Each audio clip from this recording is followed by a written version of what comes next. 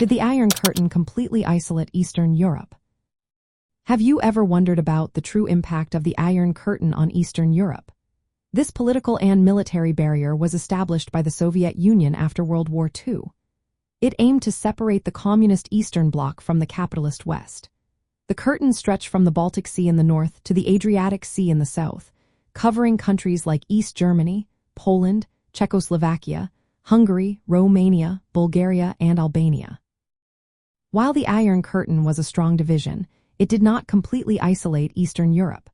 The barrier was not just physical, it also represented an ideological divide. The Soviet Union restricted the flow of people, information, and goods between East and West. Travel was tightly controlled, and regimes enforced strict measures to keep their populations in check. For example, the Berlin Wall became a notorious symbol of this division, with shoot-to-kill orders at the border. However, despite these restrictions, Eastern Europe was not entirely cut off. Countries within the Eastern Bloc maintained connections with each other and with the Soviet Union.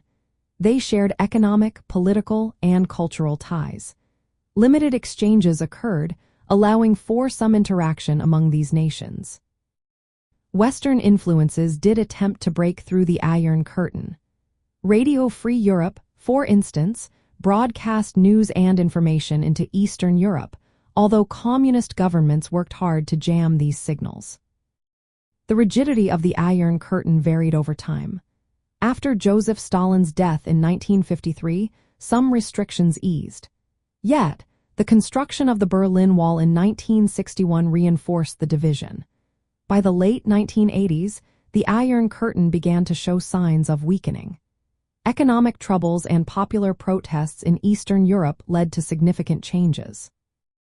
The fall of the Berlin Wall in 1989 marked a turning point, symbolizing the end of the Iron Curtain and the decline of communist control.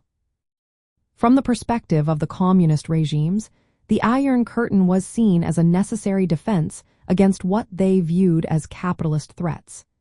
It aimed to preserve their socialist systems and maintain sovereignty against Western interference.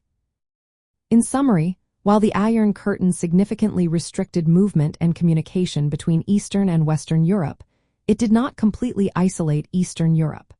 The Eastern Bloc remained interconnected internally and maintained some channels of contact with the outside world, albeit in a limited and controlled manner. The Iron Curtain was a defining feature of the Cold War, but it was not an absolute barrier.